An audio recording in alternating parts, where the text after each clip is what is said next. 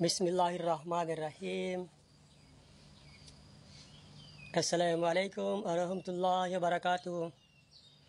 Hello প্রিয় viewers, কেমন আছেন সবাই? আশা করি মহান আল্লাহর রহমতে ভালো আছেন।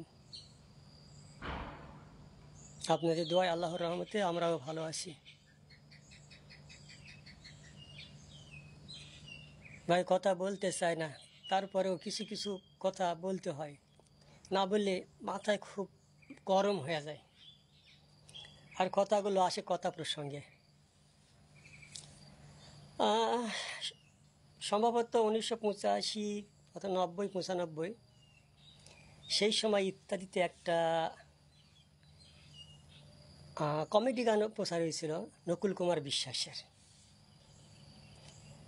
গানটা ছিল এরকম: একদল জেলে নদীতে গেছে মাছ ধরতে, বা বিলে যেখানে হোক, যে বেড়জাল যাকে বলে, আমাদের ভাষায় আমরা বেড়জাল বলি বা ঘের জাল যেটাকে বলে। এই জাল বের দেওয়ার পরে নদীতে তার একটা তালের আঁটি পাইছে। তালের আঁটিটা বা তাল দীর্ঘদিন পানির ভিতর থাকার পরে তালের রস সব খসে পড়ে সারা গা শুধু বালের মতো হয়ে গেছে, মানে দীর্ঘ সময় পানি থাকার জন্য।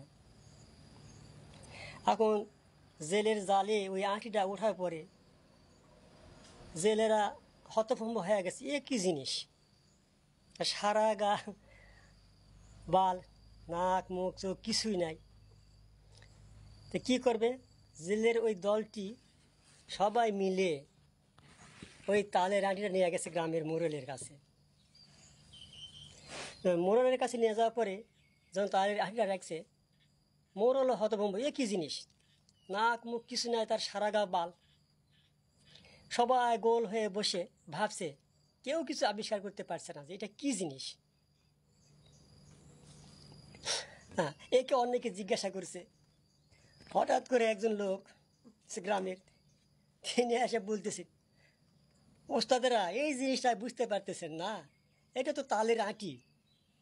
দীর্ঘ সময় পানির নিচে থাকার পরে তার রসগুলো খসে যাওয়ার পরে তার সারা গা আঁশে পরিণত হয়ে গেছে, দেখতে বালের মতো।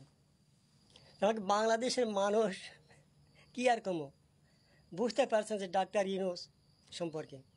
ডাক্তার ইউনূস ঠিক ওই রকম তালের আঁটির মতো শক্ত হয়ে বসে আছে, আর আমরা ভাই বিএনপি, জাতীয় পার্টি, জামাত ইসলাম, এনসিসি যেটাই থাক, সবাই এই বালের মতো ওই আঁটির পিছিয়ে ঘুরতেছি, কেউ কোনো সিদ্ধান্তে আসতে পারছে না। আর এদিকে ইউনূস জাতি তো বলতেছে 2031 সালের মধ্যে আমরা একটা ভালো এবং সুষ্ঠু নির্বাচন দিব। এটা কথা হলো? হ্যাঁ, কোন তালের আঁটির মতো বসে থেকে আমাকে বালের মতো সবাই ঘুরাইতেছে। এদিকে যে আমরা ভালো নাই, সারা দেশে অশান্তি বিরাজ করতেছে, এটা সে বুঝতেই পারতেছে না। ওই শক্ত তালের আঁটির মতো হয়ে বসে আছে, আর বালগুলো আমরা খালি লাফালাফি করতেছি। তো যাই গা, আর কি বলতাম, কথা প্রসঙ্গে আসে। তো ভালো থাকবেন সবাই।